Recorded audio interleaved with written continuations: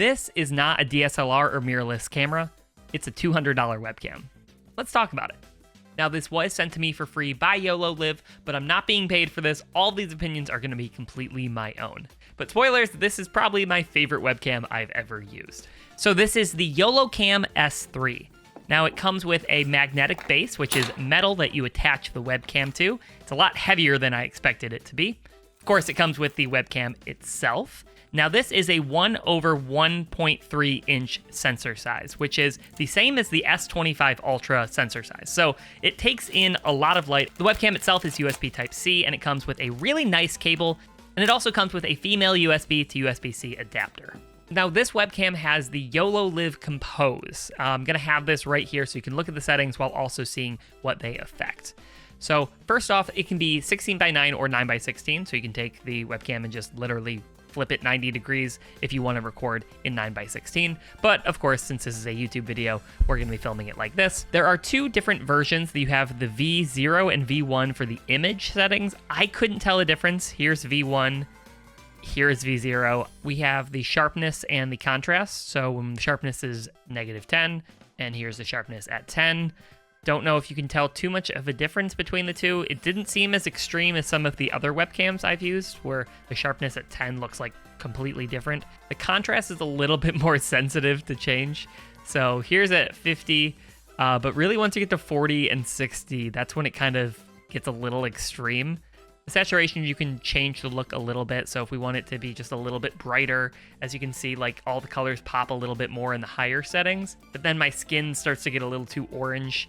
So we definitely don't want to go too high with it. And then we have the dynamic range. So if we go down a little bit, this will make sort of the scene a little bit more bright. And then if you have a smaller dynamic range, or I guess larger dynamic range in this setting, everything will look a little bit darker. Now, you also have the lens shading correction, which I believe just kind of changes, kind of almost adds a vignette when you have it off, because then the corners get a little bit darker. And then for our autofocus settings, so you have the C, which is continuous. So if you want to change up the settings, so I'm like, hey, check out this cool Pokemon card, it'll switch over to that, and then we can go back. Now for the autofocus S, they believe that would be for single. So if you're taking the webcam and you're moving it around on something that's not moving, it'll focus on that. However, they might be using it as like subject, where like it's only focusing on me. So like even when I put my hand in front of it, it's still focused on me. So this actually might be the move for you if you don't want something to go in and out. So if you want to like point at something and you don't want it to like go back and forth, or you're moving around, it actually seems to be doing a pretty good job of keeping me in focus. Then you also have the face, where it's, I think, just going to be kind of locked in on the face. You may want to mess around to find out what works best for you. We're going to keep it at face for the rest, just to keep it consistent. Now the zoom on this is insane. You can go, I'm just going to maximize it, and like, it is still so clear. Like, this is wild, because it is a 4K webcam and it is not a digital zoom, it's an optical zoom. So it's not just taking the pixels and making them bigger, like it's actually zooming in, and it looks so good. Like, this is crazy. AI parameter, I actually don't know. I have not played around with it. I guess we're gonna come back to that later. So the exposure. This is where right out of the box, I was immediately not impressed. And that was because I don't think the auto exposure is great in a very bright setting. So as you can see, here is it on auto. And yeah, even on both of my monitors, I'm very washed out. I do not like the look. So when you go to manual, it looks a million times better. This might be a little too dark, but you definitely have control, which of course is huge. We're actually gonna keep it a little bit higher than we had it. You don't want the shutter speed too low, because then you kind of get these waves going by. You definitely don't want the shutter too high. It'll start to look a little weird, especially during movements, but when you have it lower, the movements will be a lot more clear. Now, the white balance, I tried messing around with it, but I think the auto white balance did a good enough job. I tried playing around, and I don't think I ended up liking it more than the auto, so I also don't know what this setting means. I may translate that later, and I'll put it right here for what that is. But now for the most powerful tool of this is the color correction. This is insane. Okay, so this one's not showing you. I'll kind of move it over. Basically captures an image, and from the image, you can choose a color. So let's say this yellow here, I think it's a little too dark. So I click on that yellow. It will now show up on here, and I say, okay, I want it to actually be over here. And from now on, all that yellow will become that bright yellow. So yeah, you can then change the brightness. So as you can see, when I turn this up, boom, now it's super bright. So you can really customize the colors to how you want it. And that's in the fast setting.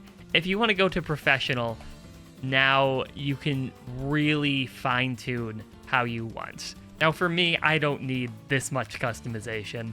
I think it looks so good out of the box that I'm not really going to be doing anything. And so then you've got your different scenes. So when I go here, now it's back to standard. So this was when I had the, where is that? Exposure on manual. So this is what it looked like right out of the box. And of course, once we have the manual, it looks a little bit better. So once you have settings to what you like, you can then save the scene, manual exposure. So now under our scenes, we've got the standard, which, and then the manual exposure, which we have played around with. But now that we're logged in, let's start the AI parameters. So this is what the AI did. I don't think it was good. So now that we've taken a look at the features, we're now going to compare it to my next favorite webcam, which is the Insta360 Link. Now this is a webcam I've recommended to a lot of people. I've made a couple videos that have sort of featured it, and at the end of the day, I haven't really found something that was better than it. But now, hold on one second. But now you can see the Insta360 Link. Now, it does look a bit different, and you might prefer the look of it to the S3, but I think that the S3 looks a lot more like a professional camera than a webcam, in my opinion. I think the color range looks a lot better. That isn't to say that the Insta360 doesn't look really good. There is sort of a smoothing that's going on the Insta360 that makes, like, my skin looks a bit clearer, and it's a bit more orange, which you can change a little bit in the settings, but those were the settings that I liked the most on the Insta360. Now, the Insta360 actually is a tiny bit laggier, as you can tell, just a little bit, but one other thing you'll notice is the bokeh effect going on. So on the Insta360, the Pikachu in this background is very clear, and like the poster back there, it's all pretty clear, like it's sort of in focus. But for the S3, there is that sort of background blur, and that's not software or anything. And if that's what you're going for, there's really not another webcam that has this extreme of a background blur that I know of. Now, of course, you can use software to replicate that. So for example, I'm just gonna open up NVIDIA Broadcast right now. Yeah, so on the like lowest setting, you know, you can create that background. It actually does look pretty good, but you can kind of tell like around my hair and where I'm at, like you can tell that it is not real. Like you can tell it's fake. Of course, when you go this high, now it looks like a zoom background. You don't want that. But of course, one big advantage for the Insta360 Link is the tracking. Oh, it's off right now. Hold on. Of course, you have the tracking. But if you don't really have a use for the tracking features or the zoom in and out with your hands, then I would really suggest the Yololiv. In my opinion, the Link was like the first webcam that felt comparable to a dedicated camera, but this is the first webcam that feels like a dedicated camera, if that makes sense. Hello, future me here. I realized I didn't talk about the lack of microphone on the mic, which I actually think is a good thing, because I've never really had a webcam that had a decent microphone. I've only ever had problems where I've accidentally used that microphone. So having one less way to make a mistake is actually a good thing, in my opinion. The second thing is I forgot to test low light settings. So the sensor on the Yololiv actually is a lot larger than pretty much any other webcam. I think the Razer Pro something actually has the same sensor size. So I turned off one of the lights and I turned on the auto exposure. It does look a little bit off. Let's quickly do the manual exposure and then up the ISO a little bit. Ooh, not that much. So like this still looks good. There's only one key light on me now, and now I'm gonna turn off this key light. So now we're under pretty low light. We only have the overhead light. I will say the Insta360, whatever processing they're doing, it makes it look pretty good. And so now this is with the auto exposure. So I will say the auto exposure does a pretty good job when you're not getting blasted with a ton of light. So in medium to low light settings, it actually does a pretty good job. But now I'm going to turn off the overhead light, so it's gonna be almost pitch black. I actually might prefer the Insta360's look in this situation, but if you're investing in a nice webcam, you probably want to at least invest a little bit into your lighting. So let's go back to the other guy. So let me know your thoughts on this webcam. This honestly might be my recording device of the future. So like, I have been recording with the Insta360 Link for a pretty long time now.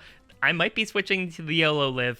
Let me know your thoughts. Is that a good idea or not? I use my DSLR for so many other things that it's just not worth it for me to just go back and forth with it. So having a webcam like this that I can record really high quality footage on, and at $200, it feels super worth it to me. Everything feels really high quality about this, even down to the cable that it comes with. So I'm excited for any new products that Yololiv has in the future. I would love to try them out. Thank you so much again for sending me this. So thank you guys so much for watching. I'll see you next time.